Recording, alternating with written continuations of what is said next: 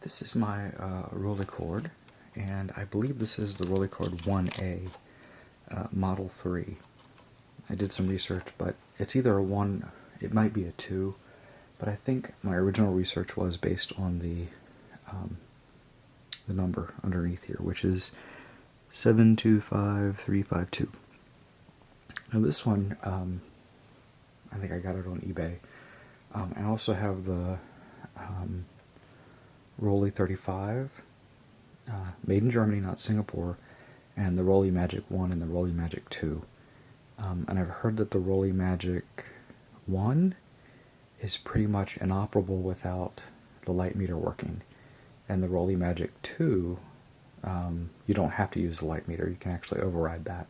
I think it's either that or it's flipped. This one, it's fully working, it's in great condition. And yesterday I actually took the 4 screws off the top and looked inside of the viewing lens, and there's a mirror that's sort of wedge shaped, and I cleaned that, and I cleaned the inside of the glass in this lens with some really good stuff that I really can't say enough about. I highly recommend this stuff. It's called Purosol Optical. It's all natural. This was $12 for this bottle, and it was developed by the military, the U.S. military. It is safe for everything. Coated lenses, your eyeglasses. What it does is it breaks down oils on a molecular level, and you just wipe them away.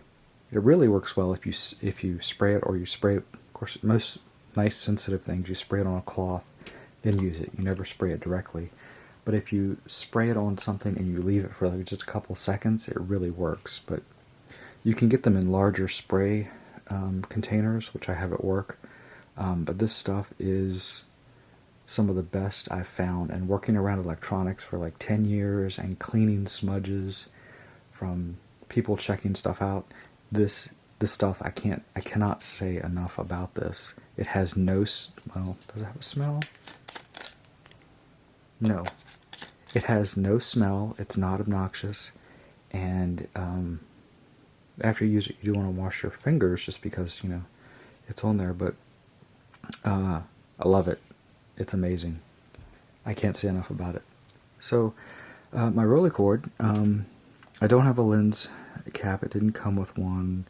It looks like the shutter release has been used quite a bit because of the chip paint. To cock the shutter, you just cock it, and then you sort of click it. Or you can use the shutter release you screw in there. Now, if you look on this side of the camera, this is where you set the shutter speed, and it goes up to 300, 1/300th of a second. It has a bulb mode and a T mode. I think that's for time. I'm not certain. Never use that. And then your aperture goes from 22 to 3.5, and that's your aperture that you'd manipulate from there. On the back, it has a lovely guide in English, not German. This was made in Germany, with the exposure, sunlight, and diaphragm. It calls it diaphragm instead of aperture, and it gives you these lovely settings. On the side here we have the counter, which you can reset with this little silver thing.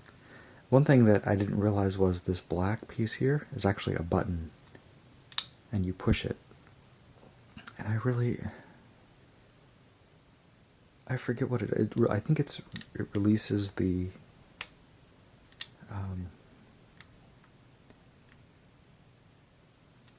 I forget. I have actually not used this camera to take actually I have used it to take pictures, and I messed up the roll.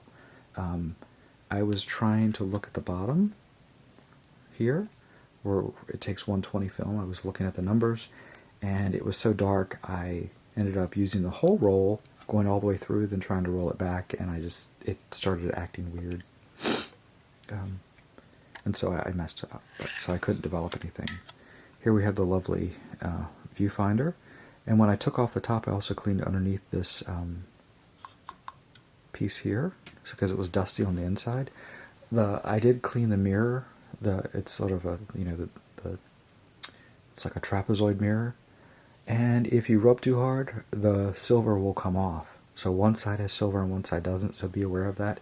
There's a little clip that holds it in place. You just push it down and you can slide it out. And I know they make replacements. Here is a little magnifier.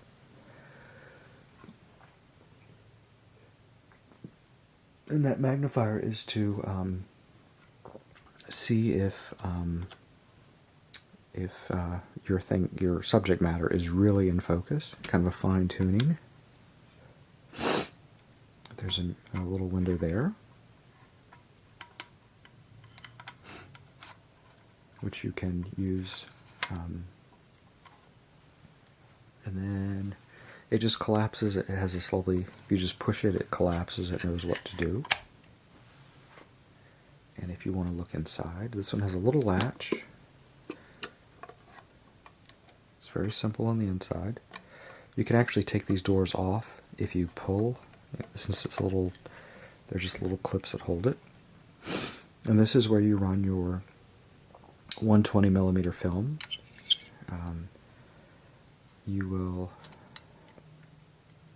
We're going to switch this. This is the one where you load it. Roll your film over here. You have rollers here. And you're going to wind it this way. And watch the numbers because it won't stop. And as you roll it and you take your pictures, the number of your exposures will appear there. And to reset it, there's that little switch there. And these are spring-loaded little things. You don't turn these. You don't have to, because with 120mm film, it's a one-way roll. Once you're done with the roll, it's already wrapped up in paper, and you don't have to do anything else. Unlike 35mm, you have to rewind it back into the case. But the paper on 120mm allows you to just leave it alone. So there's not much to it. It is a lovely camera. It is very collectible. Rolei cords, there's the 1, 2, 3, 4, 5, 6. I think that was the last one in the Rolleicord series. That one can go for almost $1,000. As they go down, the Rolleicord 5, A and B. B is very desirable. A is pretty desirable. 3 is very desirable. 2 and 1 you can usually get for around $100, $150. A solid little camera made in Germany. Here we got the tripod mount.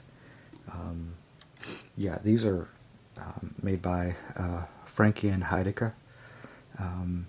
Yeah, it is.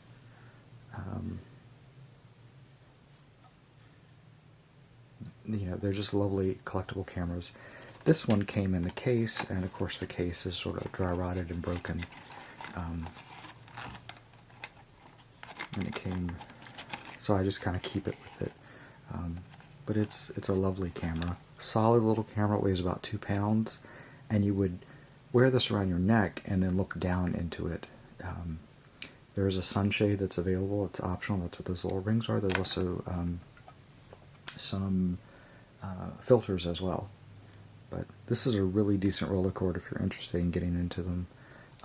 Here we have these little, if we wanted to use a camera strap, that's what those are for.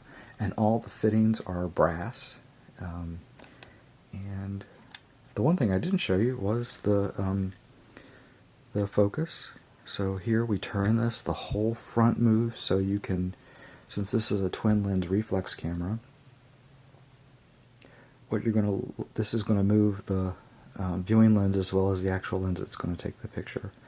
And it goes from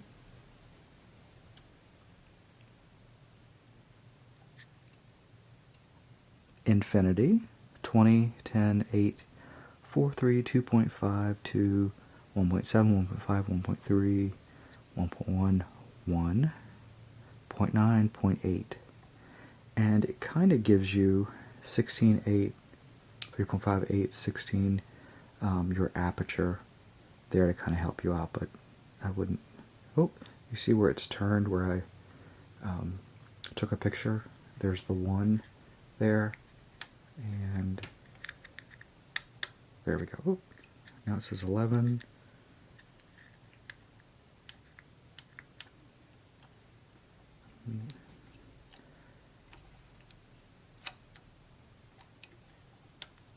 There we go.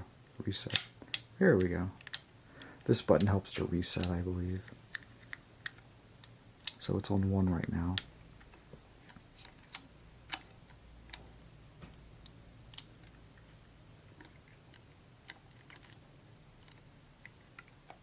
Go back. There we go.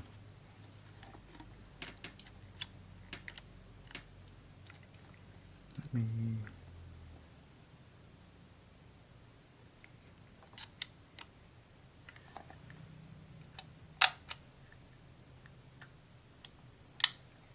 There. It has a feature where if it doesn't think you're in focus or using the right aperture, it won't let you take a picture.